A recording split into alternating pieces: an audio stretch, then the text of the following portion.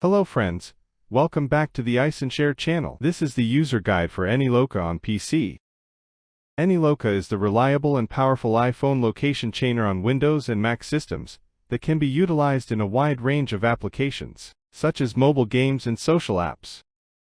In today's video, I will show you how to change iPhone location by jump move function on AnyLoca. First, connect your iPhone to PC and launch AnyLoca. From the homepage, click the Start button, then select your iPhone and hit Next. Next, we need to turn on developer mode.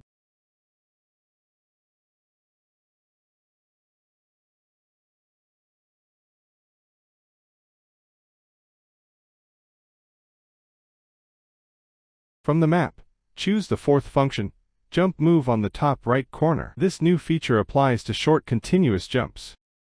You can select several locations on the map and repeatedly click Start to proceed. Then, you will jump to targeted locations one by one.